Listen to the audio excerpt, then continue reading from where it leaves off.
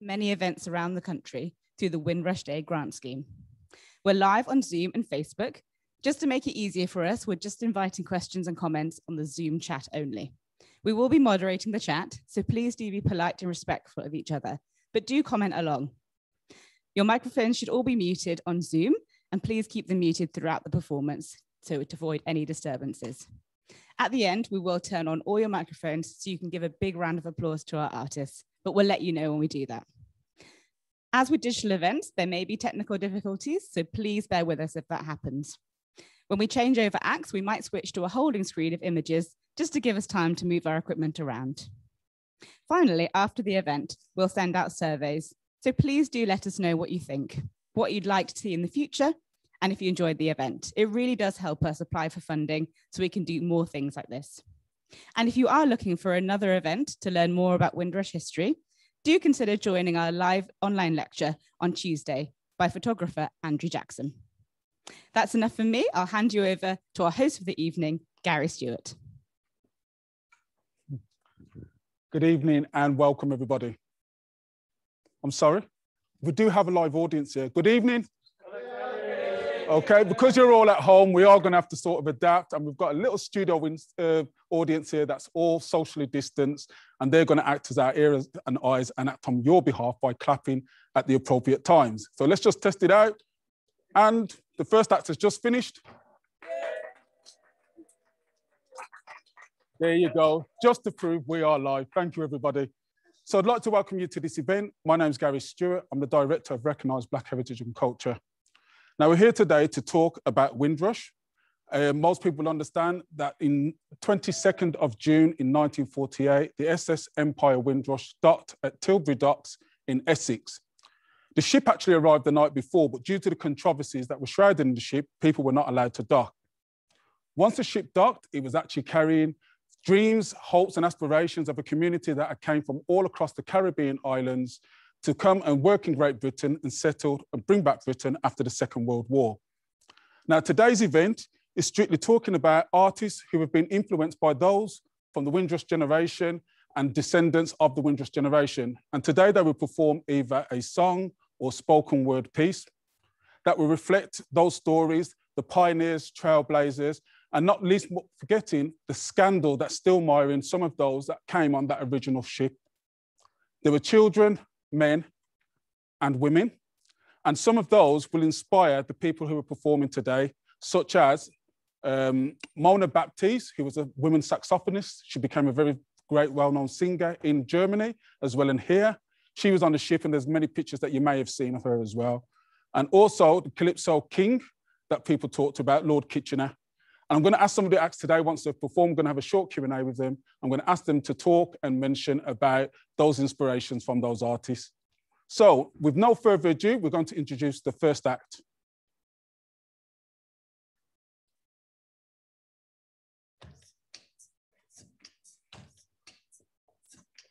Hello, ladies and gentlemen. Welcome. So I want you guys to do me a favor, as well as a small audience there. So I think this song is pretty classic enough for you to know the exact point that I want you to say. Stop your messing around. Let's do it. Better think of your future. Time to straighten right out. Creating problems in town. Rudy, a message to you, Rudy, a message to you.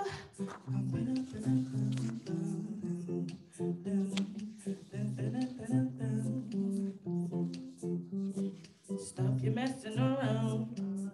Let's go. Time to straighten right out. Better think of your future. Creating problems in town. Rudy, a message to you, Rudy, a message to you.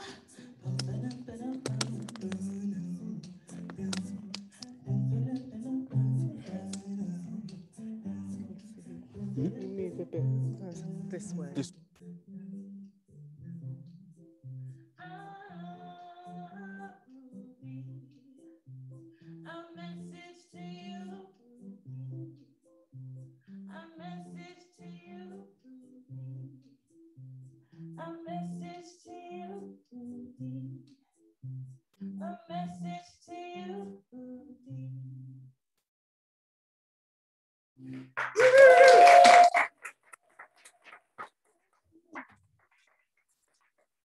ladies and gentlemen from home or anywhere else that you are. This song really inspired me quite a lot when I was a kid. I always remember hearing this during every barbecue. So hopefully you know this as well.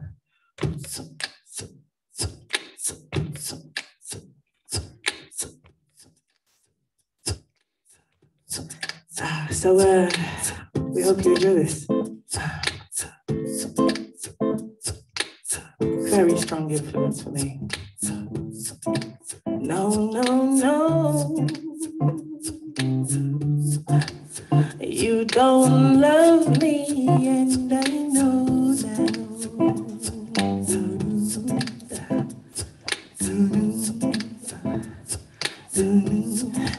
No, no, no.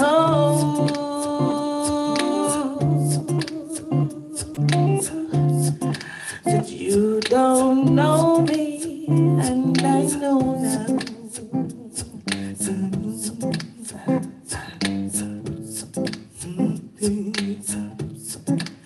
If you let me, baby, I'd have got no place to go now.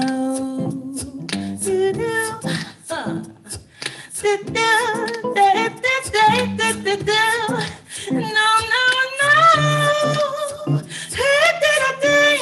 Hey, said you don't know me, and I know now.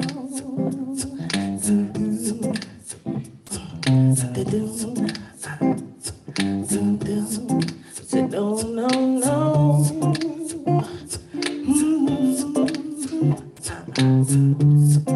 Said you don't know me, and I know now.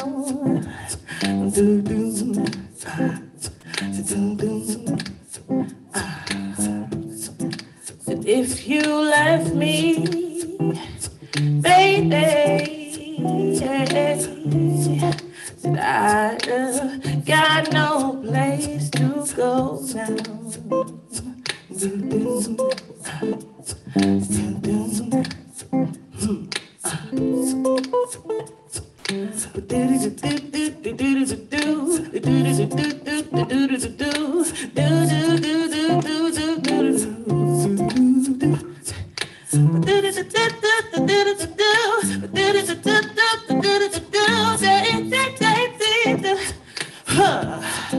Cause if you left me, baby, then I've got no place to go now.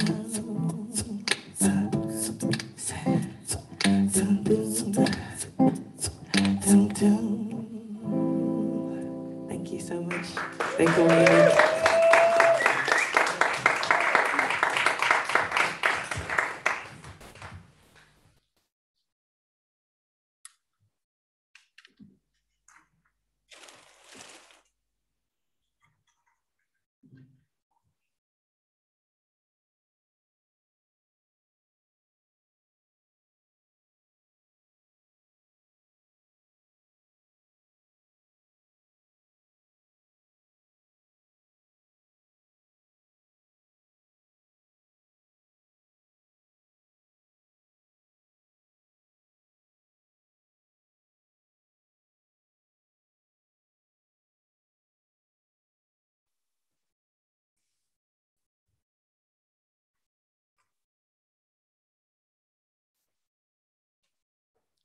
And here we are in the studio again with Call Me Unique. Hi. And her guitarist here, Jamal. Yeah, so we're going to test this out. Let's hear you make some noise again in the audience. Yeah. So Unique, I'm going to start off and ask you a couple of questions.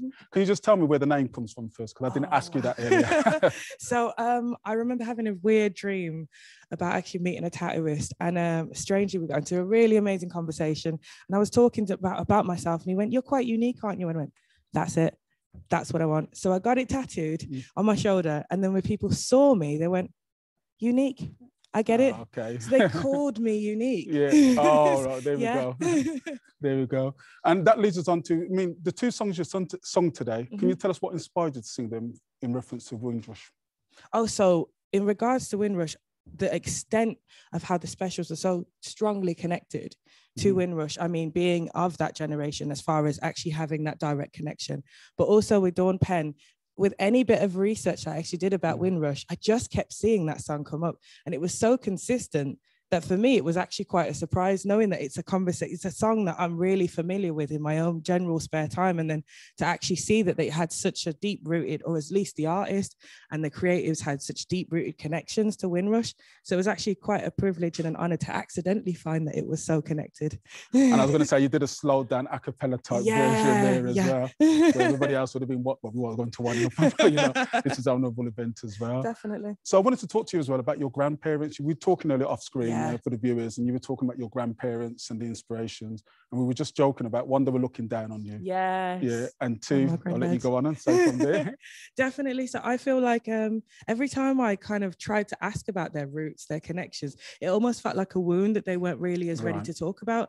And I know that naturally they came here, you know, both grandparents actually came together to find work and really strive to tell both my mom and my dad, like just focus on yourself, work hard, you know, be determined. And being as though my granddad was a famous cricketer, actually, like for Jamaica. Hold on, she didn't tell us this at the time, so he had such reveal. a strong connection to cricket, and knowing that the Windrush generation, the extent of how that sport was so strongly connected. So there's so many amounts of these things that really, in a good way, trigger my intrigue to find out more, investigate, and just know more about my culture, more about my background. Just because, again, even though the wounds are so deep rooted, sometimes those conversations are really useful for the younger generation to come in and be thankful about the things and the experiences that we're actually able to not be connected to directly. So I'm really thankful that they are were as strong-willed enough to give us the small indications, but I'm really intrigued to find out more. And Jamal as well, you were backing up there on guitar, so again we applaud you. Thank you as well. And you're here today to back up back up Unique on guitar. What's your inspiration from Windrush generation? So it's just like when you look back at the amount of sacrifice that was made, like for example, we probably wouldn't even be here doing events like this today. And it's just crazy. I think it's so important that we know our history as well, because it helps us appreciate all the different things we can do so much more. And the more we can encourage other people to learn as well, the more we can include people in things like this and carry on do further events as well. Oh, that's brilliant. And will you both be celebrating on Tuesday? Tuesday is the National Windrush Day. For those who don't know, there'll be a flag raising at the council house to one of those pioneers as well. So have you got anything particular planned on that day? Or barbecues? Okay. Okay, well, thank you both for joining us today. Thank you so much for having us. Okay, no problem. Thank you. Bye-bye.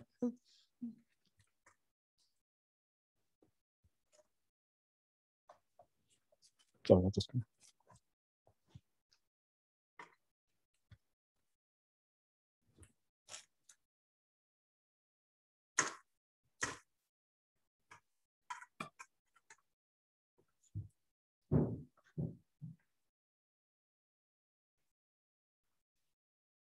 Good evening, everybody. I'm Job. I've got Charlie and Joe here with me. We are a band called Ire-ish. Now, we're one member down, as you can see. We've normally got our lead singer. It's this pesky thing called COVID. I don't know if you've heard of it, but I think it's absolutely amazing. This event, we can still go ahead as a live stream, even under these difficult circumstances. So where's our renter crowd? Big round of applause for the organisers, please. Absolutely amazing. I'm going to start with a poem, actually. This was recommended to me by Nick, and it's called Capital of Culture by Dr. Kwabena. And he was originally from Trinidad. He was the 6th Poet Laureate of Birmingham. We'll just read this out and you can really enjoy the words while we have some music in the background as well.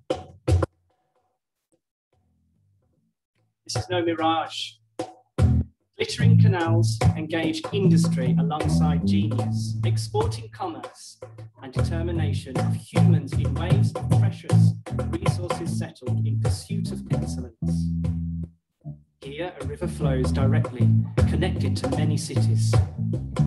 Some bear her name begrudgingly, imitating her ingenuity, feigning success, and And green men guard like the Sphinx's promise of a sustainable future, with learning elders and youth multilingual, proclaiming victories.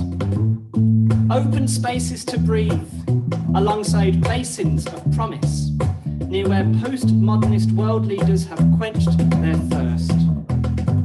Minted coins. Fashioned precious stones jostle aromas of once exotic, now only tempting. Cuisines galore, carnivals in the shadow of public art, an entire district dedicated to the multi. Lunar Society of Scientific Inquiry, Aston Hall where royalty dined. Abolitionists, friends and metalsmiths, confer as harvested chocolate is still prepared. Sporting arenas and automobile engines fine-tuned. Female advocacy, trade unionism, justice, equality and liberty. Rupert sacked but never conquered, Soho House resonates charm. Be immersed in her diversity without effort. Celebrate the many who gave in principle to follow forward 52 degrees north.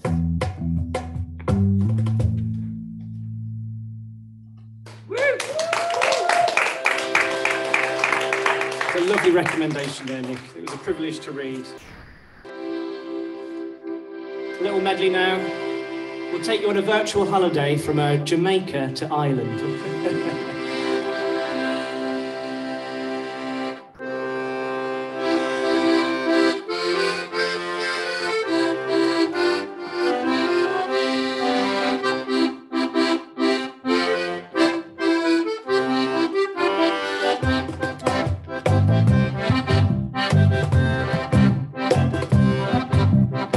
Down the way where the nights are gay and the sun shines daily on the mountain top, I took a trip on a sailing ship, and when I reached Jamaica I had to stop. Well, I'm sad to say I'm on my way, won't be back for many a day. My heart is down, my head is turning around, I had to leave a little girl in Kingston town.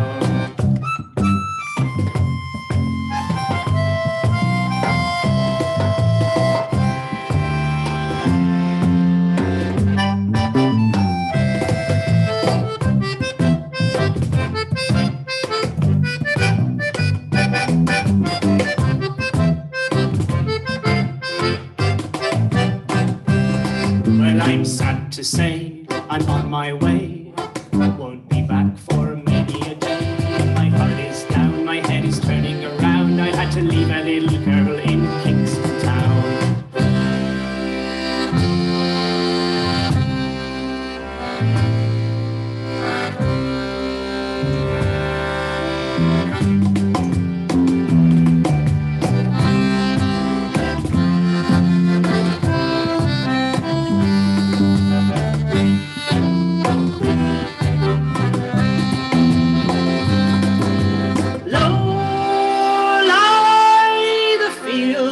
Of Athenry, where once we watched the small free birds fly. Our love was on the wing, we had dreams and songs to sing. It's so lonely round the fields of Athenry. It's so lonely round the fields of Athenry.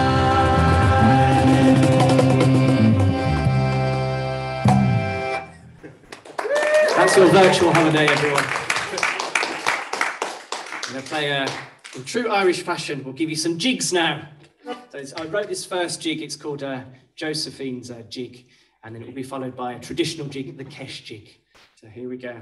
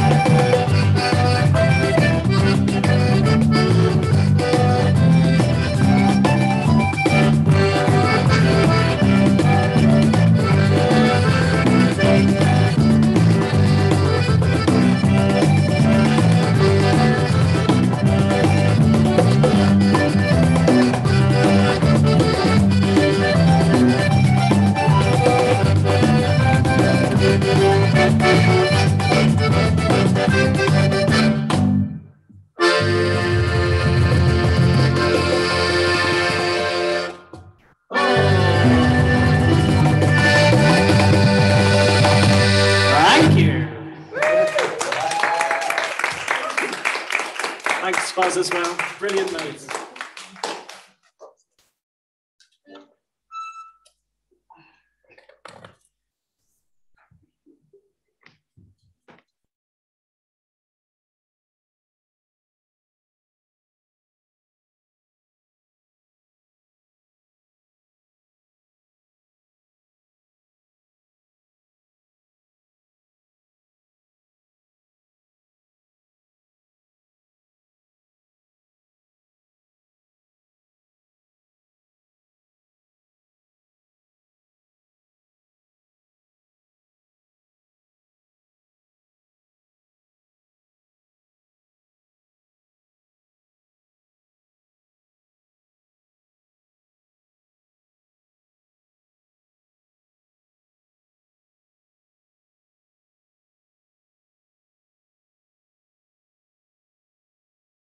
Good evening and welcome back again. A big round of applause. I've got to get this right. Ire-ish. Ire-ish. Ire-ish. Big round of applause, please, studio audience.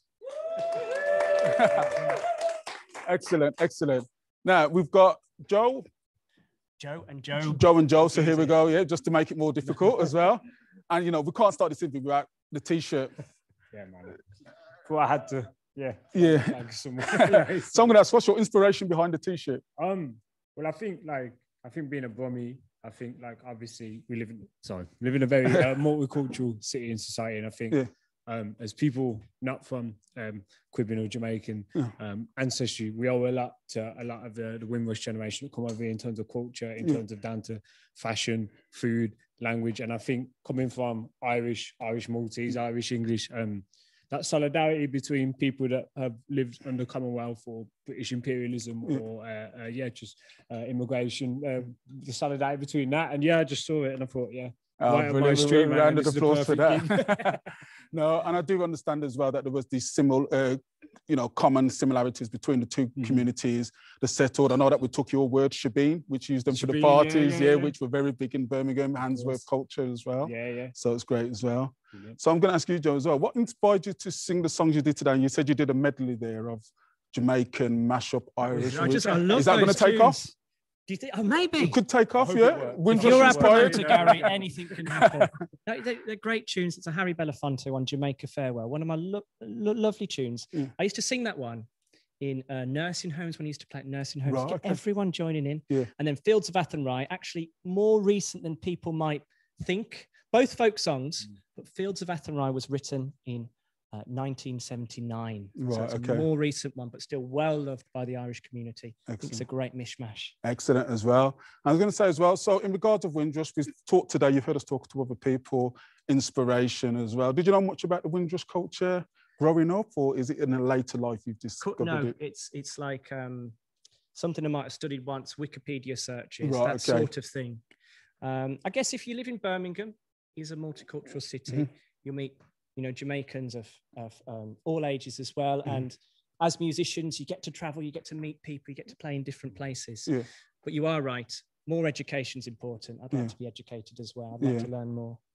Joe, what do you think? I think just being a lover of like reggae music and stuff, you hear a lot about, and stuff like that with the records and stuff. But no, I think more education is needed about it to reach outside of those communities so people see the benefit. I want to plug your other band now. He's in another band, got 30 seconds. We're going to be quick. He's in a ska band called Lobster, so really important as well. We could talk about that as well afterwards. Guys, once again, thank you. Thank you to the rest of your band as well for joining us today. Thanks again. Thank you.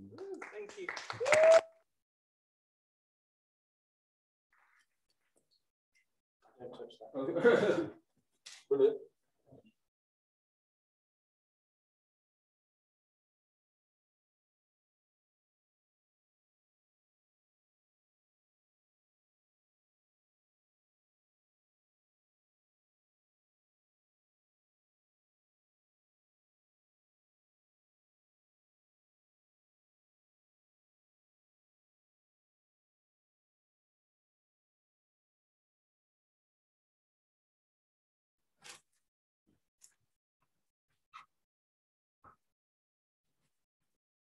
Okay, welcome everybody. I'd like to introduce to you Sue Brown. Stephen's here. Sue's a spoken word artist and she'll be performing with Fitzroy Brown So, this was our double bassist for today. So it's Fitzroy. I've got it wrong. Karen. It's live, just to prove it. I'm going to step out the way. Thank you.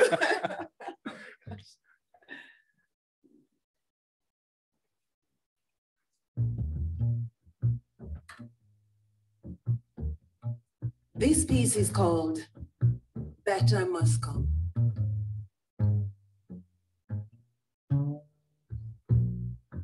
From the bright, sunny, tropical rhythms of the colonial West Indian collectives, easy-stepping migrants make a trot to the so-called motherland, England. You see, for many, life seemed limited and harder to prosper in their native-born land. Here, at least, England portrays a life filled with streets paved with gold. So many West Indians accepted the British invitation and made their plans. Jamaican-born musician, upright bass player, my dad, Joseph Brown, surmised, me nah go to England for idle. Just work hard for send money home, for care for family and land. Me not stopping long.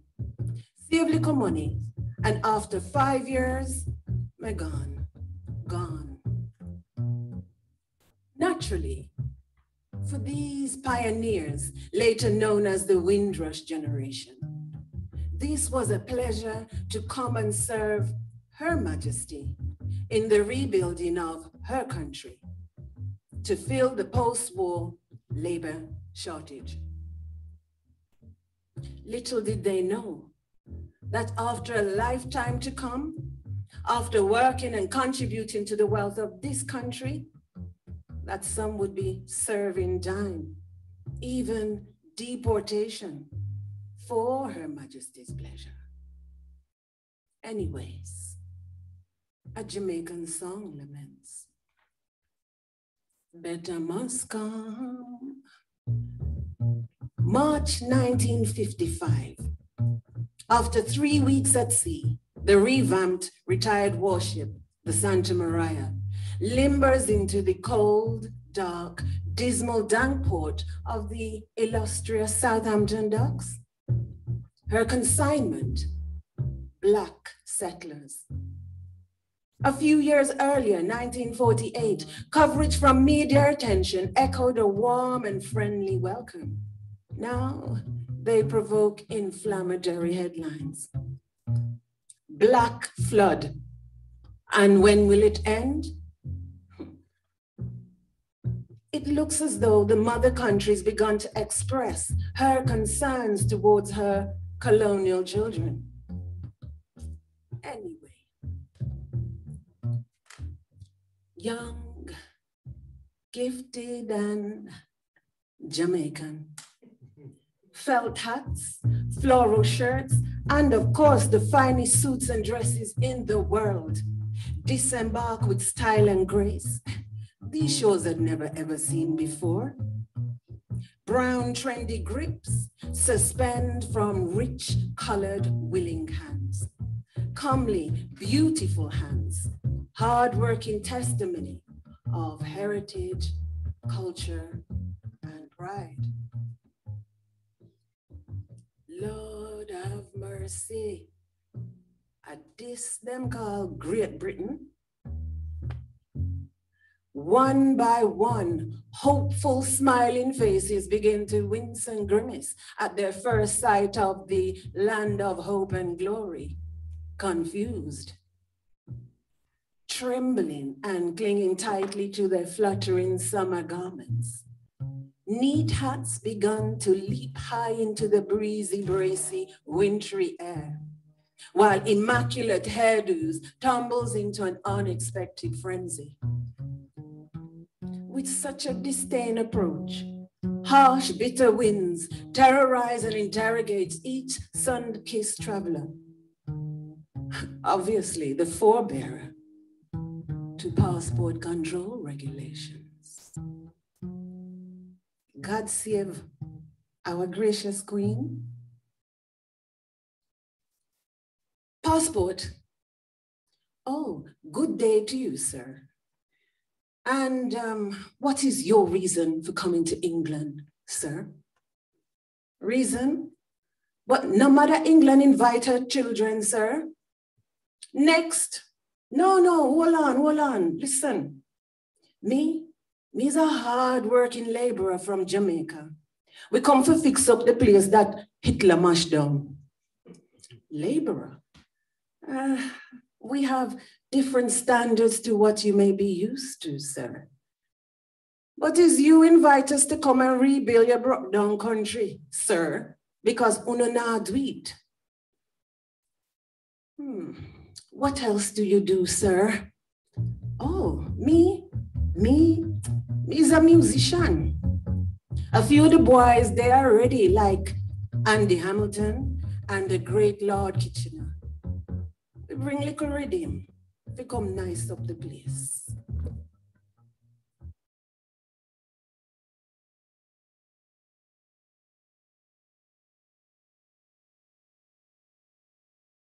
Not very British now, is it? Next. What a welcome. It wasn't long before reality began to creep through. Me say me want go home. Me say me want go home to my country. Me say me want go home. Me say me want go home to my yard. A few months later, letters home to let folks know that England wasn't quite what they had expected. Dear Mama, good day. I hope when this letter reach you, it may find you in the best of health. Mama, you remember the English white man who come to town begging us to come and rebuild the motherland? Guess what? I can't find him. Now him did say, oh, we are all brothers and sisters in this world. What better to come and serve those who served and fought for your free world? And Mama, remember all the jobs and vacancies this man did advertise? Him never tell we say we have to read between the lines, the lies, to discover the unwritten laws of the color bar system. As professionals, we already have the experience, but them tell we say, oh, with great enthusiasm. You'll have to retrain, start at the bottom, reapply, then come again. But it not stop there. Every house me go for apply, Mama them put up signs saying, no Irish, no dogs, no blacks. But where were those signs when we were called to fight in their great white world wars? And as for the streets being paved with gold, Mama, Jamaica might be poor and have little things, but at least we're clean. Clean. Mama, me carry the big old bass to perform at one club. Me walk little more because what? Nobody want give me a lift, not even taxi. When me reach at the doorman blocked me, him said, we were expecting you earlier, boy. Anyways, it's whites only, and you're not welcome. So, hop it. When me looking at the window, the band is white, them a play jazz, but them already have a boy a play bass. Him couldn't even run the scales, but his skin is white, and mine is not. Mama, this place really looked like the land of hardship for the black man, woman, and child. Perhaps nothing really changed from the plantation system. But we not give up. Who knows what the future will bring if we make a try? After all, we are West Indians, and as African ascendants, we have to remember, say, the great Marcus Messiah Garvey, come and inspire us from these tribulations. So, the harder they come, we know, say, we have to stand firm. We can't make them beat us down. Anyhow, Mama, we see how things go. Better must come.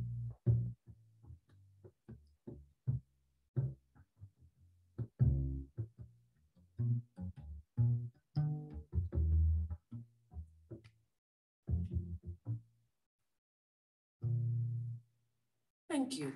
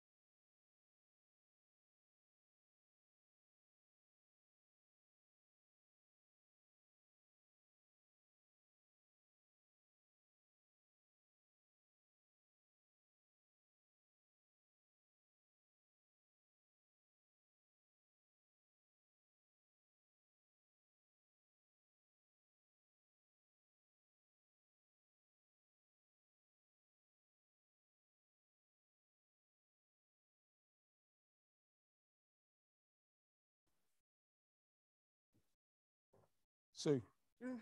Wow. Wow. I don't know where to start with that, but I'll tell you where I am going to start actually. Audience, our in-house studio audience, make some noise for Sue Brown. And I'm going to get it right, Fitzroy Karen, our bassist. What I'm to fix it. Oh, brilliant, thank you. So Sue, I was stood there making some notes, which I've got paper in my hand this time, and like, I don't know where to start to unpack that as well. So let's go back to the beginning, because I mentioned your father, Joseph Brown. Let's start at the beginning. Okay. So tell me a bit about Joseph Brown and what inspired you. Like many people who came here in the 50s, 40s and 50s, my dad came here. A few years later, my mother came, and they came from Jamaica. And as my piece shows, you know, their time here, it wasn't quite what they had expected. Yeah. But, you know, but as he said, we are, as he would put it, we are Jamaicans or we're West Indians. Yeah. And you just have to try. You know what I'm saying? Yeah. Did you find he spoke about his experience here? I mean, you remember me. Yeah. Did he speak about it a lot? Was he vocal? All the time. All right. Yeah. So we've got this mixed message where some people didn't talk about it, didn't enjoy it. But he talked about it. Yeah. And there was something else. There's a few things. Viewers, you've got to hold on. We're going to be jumping around here like crazy so much as well. You talked about the 5-year plan as well, which most of them came here with a 5-year plan. So can you elaborate on that? That was the idea. Like I said, save some money to go home, just be here for 5 years. But then after a time you're here and then you perhaps have a relationship, have children, you know, and then things are hard to kind of return home. So many stayed. Yeah, and I think that's why we now have our first, second, and third generation of descendants as well. Yeah. So let's go back as well. What else did I pick up? There's so much to talk about there. You talked about him playing with Andy Hamilton as well, another great drummer as well. I'm not sure if my dad knew Andy before he left Jamaica, but definitely when he came here. Yeah. So as a bass player, so my dad played upright bass. He played baritone sax, clarinet. He played a number of instruments, actually. Right, as well. And is that where you picked up your musical ability? Yeah, well, yeah, in a spoken word fashion. Spoken. Yeah, I don't play an instrument. You don't play instruments? No. After all that? No. So when I was asked to do this piece, I thought it would be fitting to have a bass player, and hence this is why I asked Fitzroy. So it's a tribute, a tribute to Joseph Brown as well. Now, the other thing I wanted to talk about as well, you've really packed a lot of information in there about everybody's experiences. So it was really, I don't have much to say after that. I had a whole script here to talk about, and you seem to fit it in the song as well. How long did it take you to write that song? So I think the first two verses were something, first two paragraphs, there was something that I'd written before, so I adapted it for this. For my dad. So everything, all those things about my dad, those, you know, put in later on. Okay, as well. Now, you talk about influences from the Windrush generation as well. Your first descendant to Windrush is a generation as well. So what's your experience? Let's put your families aside. What's your personal experience of Windrush, and then reflecting that back in the song? Because like I said, you spoke about a lot of things that would have been personal to you. Yeah. You know, I was born in the 60s, 1961. You didn't have to admit that, but okay. That's cool, that's cool. And yeah, so my earliest memories, things were hard. So, you know, I remember my dad, you know, going to work as a laborer and stuff. My mother died when I was very young. So it was difficult for him to look after children. Right, okay. In those times, and the infrastructure wasn't really set up to help support in the way it may do today. So he had to kind of rely on a few friends and things like that. Well. And it's that community again, isn't it? When people came in and stuck in their little communities and villages as well. Oh, that's absolutely brilliant. So we've run out of time, unfortunately, but there's so much more. But thank you for joining us, along with Fitzroy. Thank you. All right, then. Thank you. Oh.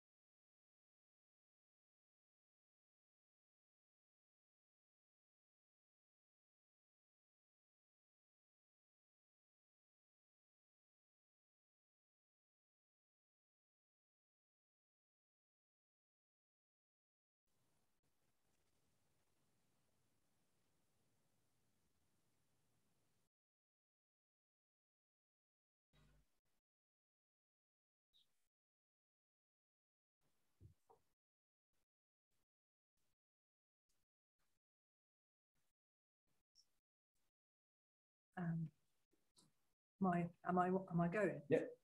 So I can work it out. Thank you. Thank you. What an absolutely amazing evening. All the music that's been playing has just been incredible. My name is Joyce Treasure, and I'm going to talk about my artwork and my art practice. But before I start, I just want to say thank you to Sandra Griffiths of Red Earth Collective and Birmingham Museum Trust for inviting me here to talk about my artwork and to speak with my colleague Gary Stewart and to discuss how the Windrush generation has influenced my practice. So what I'm going to do is I'm going to talk through some slides, and as soon as the slides start, I'll take it from there.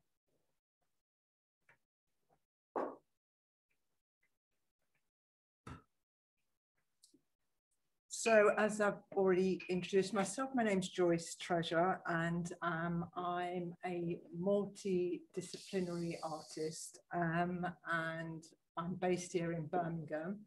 And sorry, I'm just gonna pause for a second because the slides are back to front, which is quite entertaining. So I'll do my best to read through them. But I'm a multidisciplinary artist, and I'm based here in Birmingham. And I came here. Great, yeah. I came here 3 years ago. Well, just over 3 years ago, to embark on a Black Studies degree as a mature student, and I emphasize mature because it was a degree that was the first of its kind in the UK and in Europe, and I decided to take the degree course because it would inform my practice, as my practice is around colonialism, and it's also around Black identity. So I'm a multidisciplinary artist, and it's taken me a while to come to deciding that I'm a multidisciplinary artist, because when I first started, my work was, I think we've lost the slides, yeah. When I first started, my work was, I describe myself as a mixed media artist. And as I've progressed and as I sit today, I've discovered that I've been, that I've used my lifelong skills, which are jeweler, photographer, prop and set maker. I've also done theatre work, and I've also done script writing, and so that's loaned itself to my practice. The multidisciplinary embraces multiple artistic activities that combine different experimental art forms, which has been, that's something that lends itself to my work.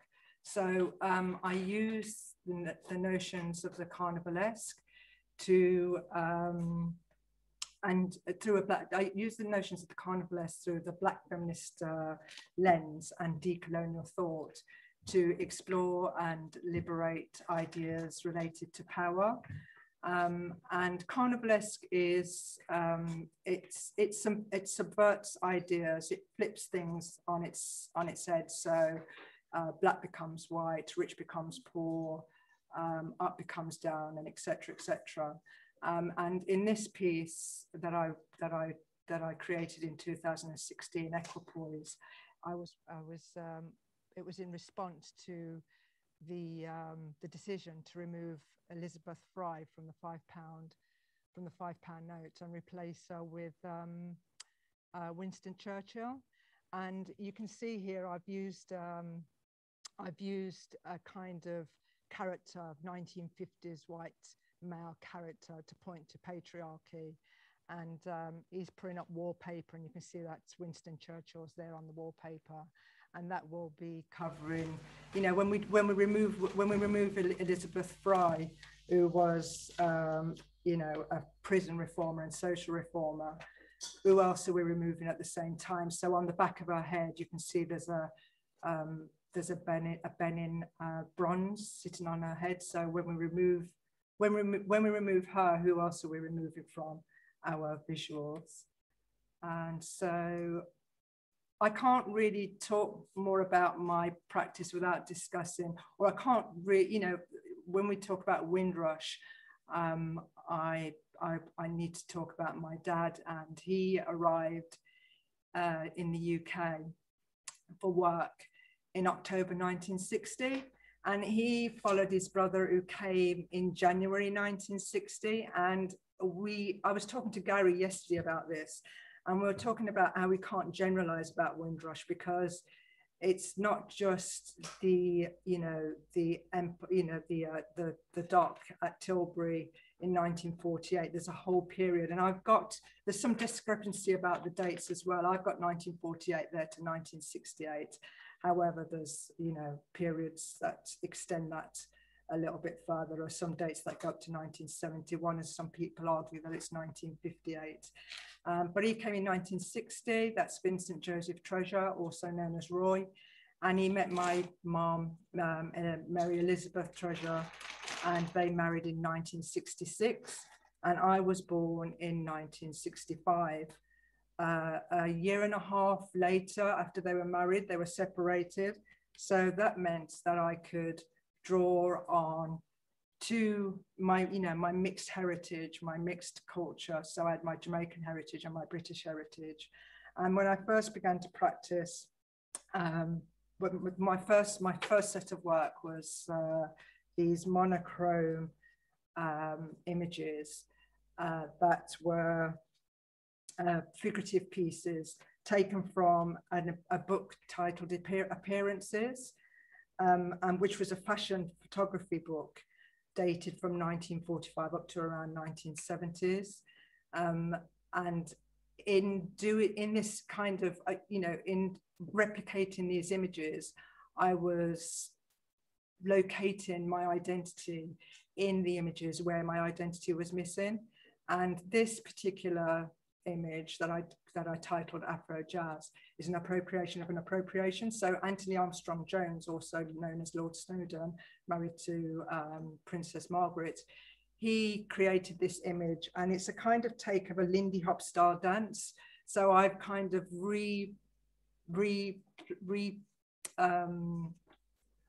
programmed that image over his image, if you see what I mean. And so moving on, this piece is titled Litany For Those That See. And it's quite a big, it was quite a big piece made for an exhibition called Tribe. And it's made up of common prayer book pages, postage stamps of the Queen, and is acrylic and ink on paper. And this pays homage to enslaved Africans whose lives were lost at sea during the transatlantic crossing, and also points towards artifacts that were looted by the British when they did their expedition, the Benin expedition of 1897.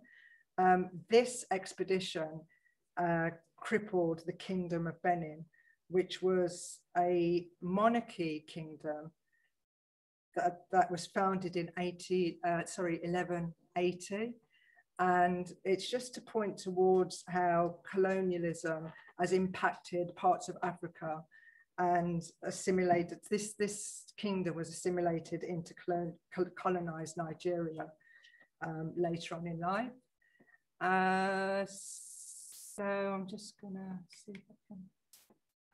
Yeah, and then what I'm going to do is I'm going to talk about through my work up to current date. So in 2014, I created this piece, The Girl with a Pearl Earring, and that points towards the towards a famous painting by Vermeer, which points towards the Dutch Golden Age and the dark side of wealth gained through enslavement. And then the next piece that I created in 2017 is titled Mantle. And this is how roles are handed down and responsibilities forwarded, and how this conversation is always going through new iterations. And it also points towards the Earth's mantle and its interior mass. And then the other image untitled rather, 2017, is points towards ancestral work. And in that image, our ancestors are looking back out at the viewer in what's known as the oppositional gaze. And that was a term coined by bell hooks and coined by bell hooks that was written in our essays titled Black Looks, Race Representation. And that relates to the political rebellion of Black persons' rights to look back. And so in 2016, my dad passed away, and at the same time, I'd done a DNA test. And a year later, I decided to go on a research pilgrimage, and I visited these. Also, that was coming up, but Black Studies was coming up on the horizon as a potential degree that I could pursue. And the studies, the research studies, the travels became a prerequisite to the Black Studies. So I started in Jamaica and went to Haiti, which Haiti really informs my work, my current work. Then I went to New York. Senegal was showing up on my DNA, so I wanted to visit Senegal. I went to Gambia, Ghana, and Nigeria was prominent in my DNA results, and so I wanted to spend time there. And then in 2017, I began my Black Studies course. And during my Black Studies, I then got invited to participate in a show which became a solo show, and that was titled Our Visual Cortex and Obscuridad. And in that piece, I was able to experiment with assemblage, which was, I'd learned a lot of those techniques in Haiti. And I made this piece, Gone with the Wind, to point to how, given the location of that film, that the Black agency is learning itself to stereotypes. And so what does this signal in terms of our learning and what we receive? And then in 2018, I was involved in a project with the Tate Exchange and Birmingham School of Art. And I created this piece, all the produce of the land, with it was a collaboration with a colleague by the name of Luke Sewell, and he does lino cuts, and we worked, you can see his lino cuts in the background, and we did Adinkra symbols and an image of Queen Nanny. And then in 2019, I was successful in gaining a residency with Bruntwood and Grand Union. And at that time, that was coming towards the end of my Black Studies degree. And so I knew that I could kind of fit that in. I wrote my application around the idea that it would support my dissertation, and that I could present a body of work titled Hymns. And in that body of work, let me just go back a second. So in that body of work, there were several artifacts, and the dissertation was titled Working Through the Legacy of Colonialism and Personal Trauma Using an Artistic Bricolage and Autoethnography. Easier said than done. Yeah, and so I did a series of small small portraits, and I did assemblage work, and the work acted like a polyvocal of different voices that were all speaking to each other. All the portraits were of civil rights, either civil rights speakers or artists that challenged civil rights. And the body of work questioned politics, religion, hierarchy, and the themes throughout reflected segments of my Black identity from a subjective and social perspective. And finally, in the last piece, this was a film that was created.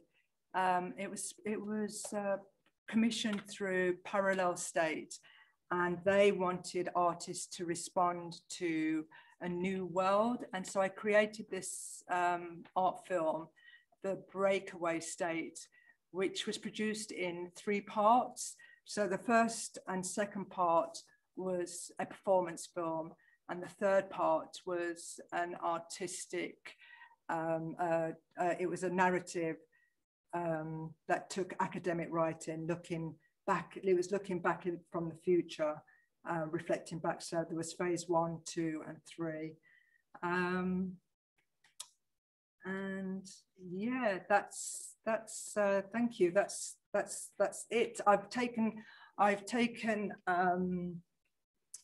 a few snippets of my artwork, but I couldn't, obviously, I just took a few pieces. I could say more about how my artwork is influenced through the Windrush generation. So there's artists that I particularly like who, but I think, yeah, well, I think we'll leave it at that. Thank you. Fantastic. Welcome, everybody. And then you have an amazing round of applause. Well done, Joyce. Thank you so much for that as well. I thought it was just best we focus on you for that period of time. Yeah. So we had a few technical hitches, but thank you, audience, for bearing with us as well. So Joyce, again, so much to unpack. One of the things is this very room that we're recording in, you and I met as part of the Black Studies course as well. Yeah, we did. So Joyce is 2017. Yeah, so Joyce is finished. I'm a bit slow, so I've got like, a couple of more weeks left as well. But, that's how it goes, really. So I wanted to really talk to you. I mean, there's so much to talk about your work, but I wanted to talk about the Windrush inspiration and generation as well. And there was a particular slide, if we can go back to the slide with Claudia Jones. And for those who don't know, Claudia Jones, there's many stories. As we've told you, some of the stories today, people would dispute some of the facts and figures, but Claudia Jones was one of those who was involved in starting Notting Hill Carnival, well, the precursor to Notting Hill Carnival, which was the St. Pancras Carnival. She was involved in that as a director of some of the things that were going on in the area at the time. But she's such an amazing woman, and I guess she inspired you as a Black feminist. Yeah. She was also classed as a Marxist as well. She came to this country because she'd been expelled from the US as well, from Trinidad and the US as well. Yeah. So, I mean, I've seen her there. So what was your reasoning for putting her into, she's such a key figure of the Windrush. What was your reason for including her in your exhibition? Well, because she's such a determined character. And I think when I was creating those portraits, I think I was drawing on each person's brilliance and kind of looking towards to what they did and thinking, well, these people are quite extraordinary. And Claudia Jones, she had to leave Trinidad. She went to the US. She then had to leave the US, as you say, and still she was determined, and still she was able to fight for the cause and fight for rights. And she helped to raise money to pay for lots of things that were happening in response to the Notting Hill riots. Absolutely. She paid for a lot of the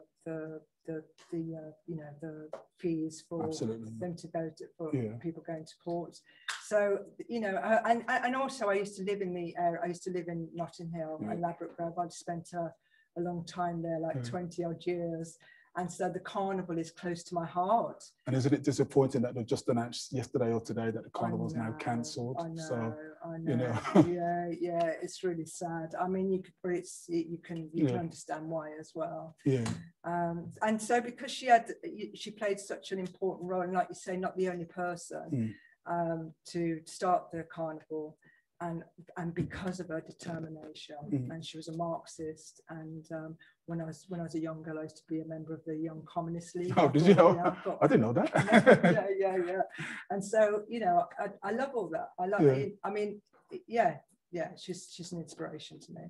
And something else that I've only just noticed as well, but something else to that. I noticed in your art, you used a lot of newspaper type clippings, is it? Or the background, and like obviously she set up the West Indian newspaper, which was the first black newspaper in Britain at the time. So I'm just really keen. Was there a link between that, or no? I mean, yes, she did do that, but no, I use in those portraits, I use the common prayer book pages that were left over from the previous artwork, Litany For Those That See.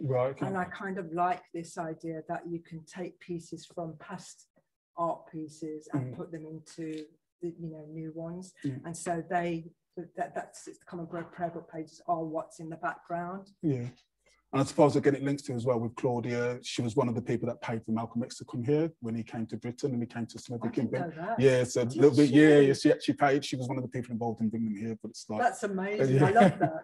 So it's just like watching how that influence of Windrush comes to now. And as you're a descendant of Windrush effectively, you know, you have that impact as well with your work as well. And I'm just going to talk about some of the other influences that you mentioned as well. So you talked about emotional well-being. You talked about creativity coming out of the work, but also being a direct response from the sort of legacy of the Windrush generation.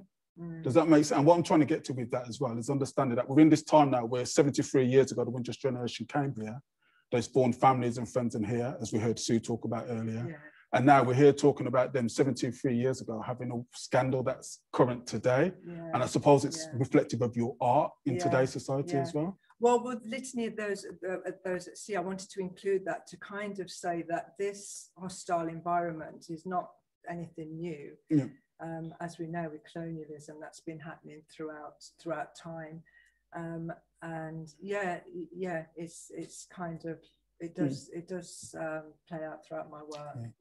You also mentioned, we were talking yesterday, so the viewers know we was having a conversation about what we talk about today, and then you also really went in about talking about your emotional response compared to, you said that I think it was something about your work isn't drawn out of emotion, otherwise you'd experience anger. Can you just allude on that? Can you remember it kind of, there have been like, even with the piece where I respond to Elizabeth Fry being removed from the £5 note, that really annoyed me. I mean, I've not even used the right term, but it really annoyed me that happened. And so I was able to make an art piece that reflected how annoyed I was. But of course, you know, you recreate it in a way that's appropriate for an audience. I think I said, you know, that you don't want to censor yourself, but at the same time, you do have a responsibility when you're making your artwork to try and reach a broader audience other than maybe those that are on side with Black feminism, for example. But yes, it does exercise some of that frustration. I'm able to get it out through my work. And I suppose, again, we're talking about Birmingham Museums who sponsored this event today and organised this event. And we're talking about legacy, again, with the generation of young children who may be watching this. We could be famous in a couple of years, you know. But how would you sort of, explain to young children what it is that you do and how it connects into the Windrush generation and what it means to them now?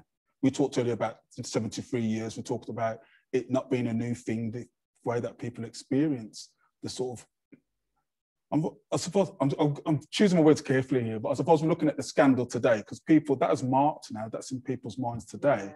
But we don't talk, but it took 70 years for us to get a National Windrush Day as well. So now that it's in the public cycling, we're still doing lots of work. How would you inform young people to express themselves through art?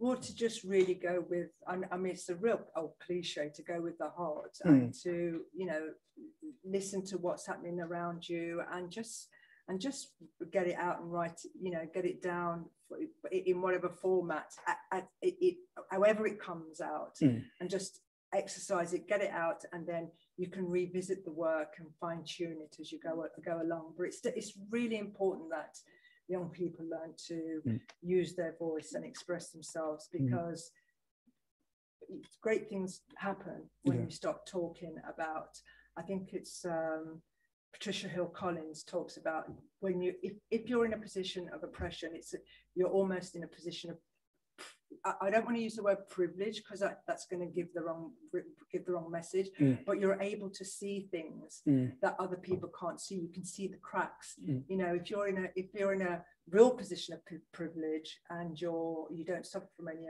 oppressions or any problems, you don't see the cracks. But when you're sitting from a certain standpoint, you get to see those cracks, and it's worth talking about those cracks because those cracks can make change. So that's what I would say to young people. And I suppose we're influenced as well by the simple fact that, you know, we talked about some of the exhibition. I was talking to Lindsay, introduced the program, talking about the past is now, decolonising museums. There's all this activity and work taking place. And I suppose as an artist, it's for people like you to capture that and, you know, show your emotional response back to those kind of campaigns. Would you agree with that? Yeah, absolutely. And it encourages people to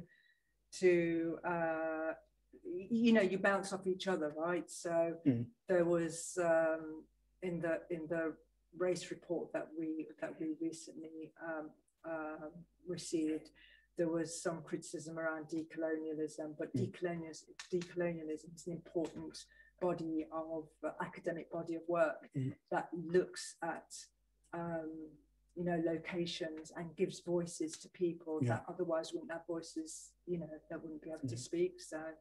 And I suppose people have taken that and they're using this word woke in a reversal of what it should really mean. But people really need to hold on to the fact that, you know, people are talking about a culture now, but it's reflective of the country's past. And it's also that embarrassment of the country's past. Yeah, it is embarrassing. And you have to, you know, you have to kind of be self-reflective in that space. Everyone has to be self-reflective in that space because it might be that you've lost your own identity, or that you've lost self-esteem, or that you're from a position of privilege. And unless we reflect, you know, with anything, we can't move forward, really, can we? And there's one thing, really important thing that I wanted to talk about as well. So you're an multidisciplinary artist as well. And next year is the 40th anniversary of the Black Arts Movement. And I just thought it was really key to end on that point, really, and just talk about your sort of inspiration from the Black Arts Movement, but also for us to highlight what their contribution was. Because for those who don't know, they were a group of artists that couldn't get work in the UK, displaying their work, exhibitions or galleries wouldn't show their work. And they formed this organisation that would actually show their work. There's quite a few different reincarnations of it. So you have those from the 50s and 60s. So you're the artist, you tell me about it. Well, there's a Black Art movement in America, isn't there? Absolutely. And then there's the Black Art group in the UK. And the Black Art group in the UK was starting to do something quite interesting in that they were doing a cut and paste and moving things out of the political into something new, which is now being picked up in contemporary arts and contemporary work. So what is contemporary art? Can you just explain? Well, current. Current, like, so like, you know, those fresh work out there. I think the Museum Trust have got Andrew Jackson coming in next week. So we work like Andrew Jackson. I mean, the Black Art Group, I went to a talk that was presented by Eddie Chambers. Eddie. I think it was about 8 years ago, and it was one of these pieces which is around. It's a triptych, and he cut up the Union Jack and placed it into the swastika. I can't remember what the title's called now. I haven't got it in my notes, but work like that really has influenced my practice and gave me the courage to kind of be more political. Excellent. So we're going to have to end it there, as we've run out of time. But one of the things is, for anything you've heard tonight, you can follow up, you can get the names of the bands, you can understand who was talking about what positions as well. I'm just going to read this out for you as well. So, right. So we've been asked a question here by Yvette. You mentioned the influence of Haiti and assemblage. Were African-American artists Romare Breeden, I hope I said that right, and Faith Ringgold contributors to the development of your work? I do know Faith. I didn't pick up on the first name, but I do know Faith Ringgold's work. I've seen her work. I don't know if it's influenced it probably has influenced my practice, but I can't recall a particular piece in which I've looked at Ringgold's work and thought, oh, okay, I'm gonna draw on that. Although I am starting to move into textiles, and she did lots of textile work. So yeah. Isn't she a quiltist? And she had an exhibition here probably 18 months ago, 2 years ago? Serpentine, I think it was probably a bit longer than that. Was it longer than that? Right, okay. We've got the pandemic, haven't we? So I oh, think probably just before. Probably 2.5 years ago, maybe, something like this. So Joyce, I mean, I've got so much more that we wanted to speak to you about as well, but we'll run out of time, unfortunately. I'll just double check that actually, because audience, are you still there? Yeah. You got 2 more minutes. Oh, 2 more minutes. So is there another question? No? Okay. So I'm going to ask you another question. In fact, how would you like to end? I mean, you talked about your slides, you talked about your work as well. Let's end on a really good question. Legacy. You talked about the legacy of your family. You talked about your dad coming here and marrying your mum as well. How much of that does that play in your life now? Well, I like I mentioned, they split up when I was 1.5 years, and so I had the fortunate experience of having two different cultures. Yeah. And so that definitely does play through in my work. Yeah. I'm always drawing on, I appropriate images of the Queen a lot. And so that lends itself to my British identity. And then I usually overimpose images of the Queen with Black culture. And so that lends itself to my Jamaican identity. And, you know, that relationship between Britain and Jamaica is quite close, even though it's had lots of conflicts, and we've had to face lots of issues in arriving in the UK. You know, you still can't disengage from that, especially for myself as a mixed heritage person. It's, you know, part of my makeup, and so it's always coming through in my practice. And I think there's one more thing that we'll end on as well, which obviously, as young as you look and as young as I look, we're both actually mature students as well. Yeah, we are mature students. It's quite relevant. It's just quite relevant because that's a new, you know, it's a new program, right? Yes, absolutely, yeah. That it's only just been introduced in the last, it came in 2017. Yeah, and we both fought with Black identity, self-identity as well, understanding social identity. You know, it's not a plug for the course, by the way, but it was just talking about how we, you know, we did Black studies both later in our lives and how it has an influence, because we're now able to talk in a space about our lived experience. And I think we talked about that influences your art as well. I think we used the phrase autoethnographical practice, if I can say. Autoethnographical. All right, okay, that's 2 mistakes I've made today. But so do you want to end on that note and talk about what, you know, young students who are watching this today, how we can inspire them to, it's never too late to attend university. No, never too late to attend. We still get, like, you know, especially if you're young. And we still get discount travel. If you can still get to this age, you can still do it. Then, you know, no excuse really. And it is really important, because one of the things learning for today is for young children to understand. You know, it's a shame to see that, like, 73 years on from the Windrush, it took 70 years for it to be recognised by the government. You know, so we've had 3 years of National Windrush Day. Let me hear a woo woo. There you go. So, you know, if you can get out, support events like this, there's plenty of events taking place. Unfortunately, COVID has stopped that, but there are still plenty of events. And, you know, get involved and understand the Windrush, understand why they're calling it a scandal, but understand how it became a scandal, because it relates back to race relation acts and laws that were passed that created this. You know, people are looking around and going, oh, how did it happen? It happened because certain people created this, and those people like us have had to live through those experiences as well. But that's a story for another day. So we'd just like to take it. Joyce, thank you so much for your chat, your presentation today. Thank you. And I'd like to thank, I've got to go backwards in order. I've got Call Me Unique. Okay, Ire-ish. Steve Brown. Fitzroy Karen. Jamal, whose surname I don't know, but Jamal. And I would also like to thank all the technicians here today, Lindsay from the Birmingham Museums Trust, Sandra Griffiths, Nick as well. And I think Sandra's going to end as well. She's going to sing for us.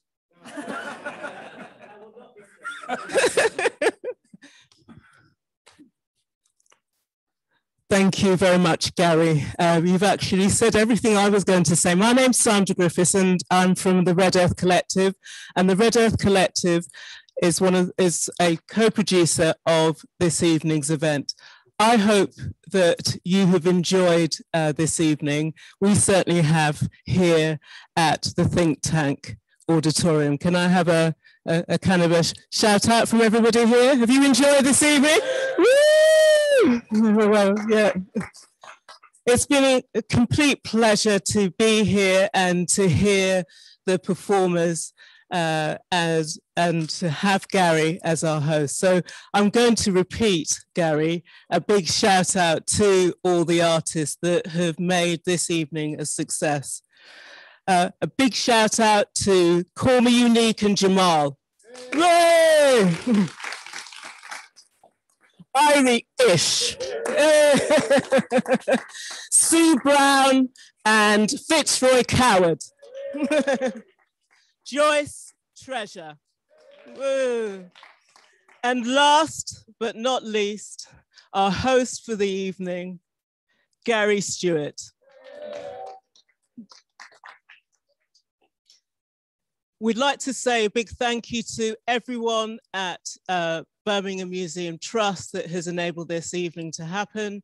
Big shout out to Lindsay Rutter. Woo. And to Dan, the man that's been on the techie stuff. And big thanks to Spoz, our sound engineer. Okay. As well as our filmmaker, Andre, who's been behind the scenes. Yeah. And on that point, we are filming tonight. We have filmed tonight, and it's our hope that we will produce a film that will be shown to children, school children, to give them some background, some history, some understanding of Windrush. This event is a really important event for us at the Red Earth Collective. We are an organisation that uses the arts to stimulate conversations about mental health and well-being. And we see the value and importance of the arts as a custodian of culture, as a site and a place for healing. Windrush is 73 years old this year. And for many people, the journey on Windrush and since that was a journey to opportunity. But for many people, it was when they arrived in hostile circumstances. And the arts was one of the ways in which it kept people sane. It was a space which enabled people to express themselves without censor. And so tonight at Windrush Culture, we celebrate and honor the many artists, the many people from the Windrush generation. We hope that you've enjoyed this evening. Please let us know what you thought about the evening. You can leave messages on the Birmingham Museum website. You can also follow Red Earth Collective on our social media, Red Earth Connect. Let us know what you thought about this evening. Let us know what your thoughts are about Windrush. So I bid you farewell until we meet again. Thank you so much, everyone. Bye.